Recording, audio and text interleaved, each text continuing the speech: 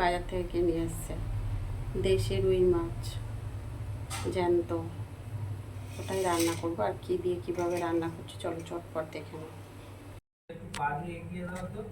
তো দেখো এখানে মাছ নিয়ে নিয়েছি,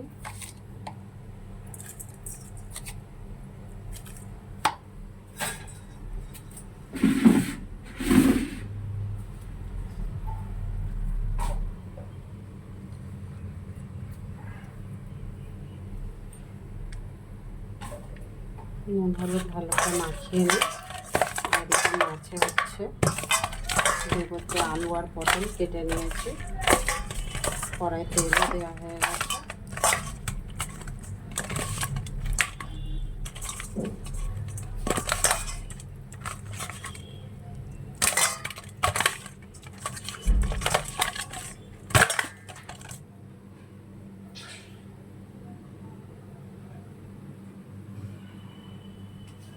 দেখো মাছগুলো ভাজতে দিয়ে দিয়েছি, এটা কিন্তু খুব বেশি কড়া করে ভাজবো না, হালকা ভাজবো।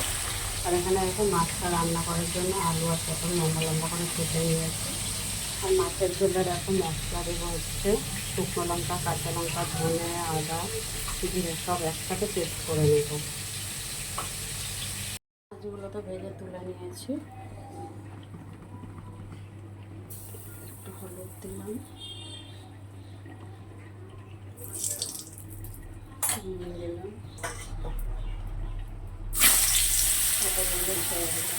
পটলগুলো একটু ভেজে নেব।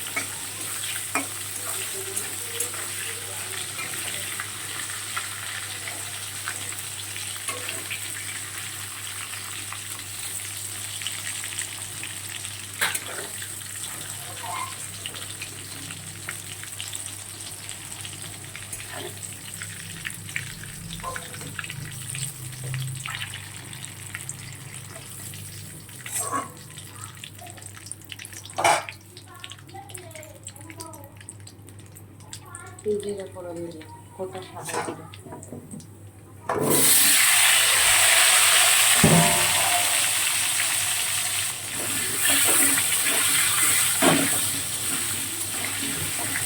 আলুটাকে লাল লাল করে ভেজে নেব। আলুটাকে খুব ভালো করে ভেজে নিয়েছি লাল করে।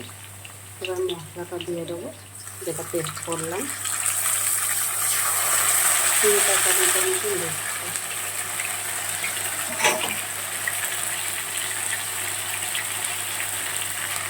মিষ্টি দিয়ে জলটা দিয়ে দিলাম,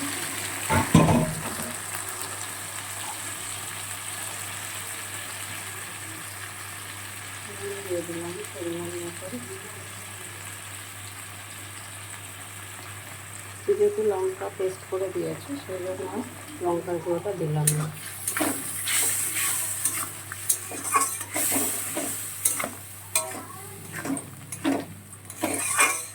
এবার কিছু সময় গ্যাসটা কম করে দিয়ে ঢেকে ঢেকে মশলাটা কষাবো। গ্যাসটা কম করে দিলাম। দেখো প্রায় 2-3 মিনিট কষিয়ে নিয়েছি গ্যাসটা কম করে দিয়ে। আলুটা প্রায় সিদ্ধ হয়ে গেছে, আর একটু বাকি আছে।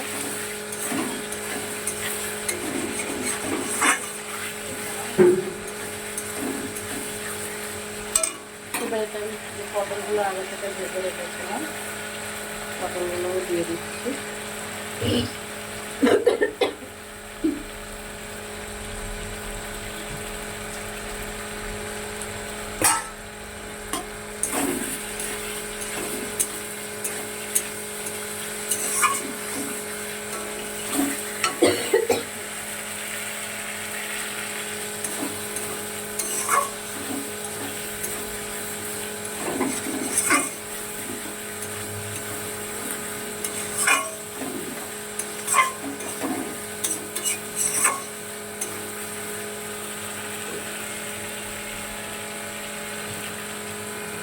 দেখো জল দিয়ে দিলাম।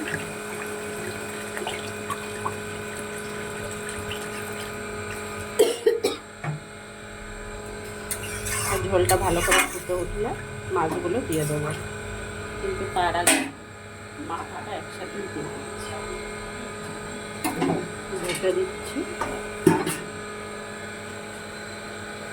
দেখো বন্ধুরা, মাছের ঝোলটা বেশ ভালো করে ফুটে উঠেছিল, তারপর মাছগুলো দিয়ে দিই। যেতে যদি একটু ধনে পাতা দেওয়া যেত না, দারুণ টেস্ট হতো। ধনে পাতা আনানি বাজার থেকে, কী আর করবো। তো আর ভিডিওটা বেশি বড় করছি না। যারা আমার ইউটিউব চ্যানেলে দিচ্ছে তারা একটা ভালো লাগলে লাইক কমেন্ট, একটা সাবস্ক্রাইব করে পাশে থেকো। আর ফেসবুকে যারা দেখছে একটা ফলো করে সাথে থেকো। যদি ভিডিওটা ভালো লেগে থাকে, কে কোথা থেকে দেখছো অবশ্যই কমেন্ট বক্সে জানিও। সবাই ভালো থেকো, সুস্থ থেকো, আবার পরে দেখা হবে ছোট্ট কোনো একটা ভিডিও নিয়ে।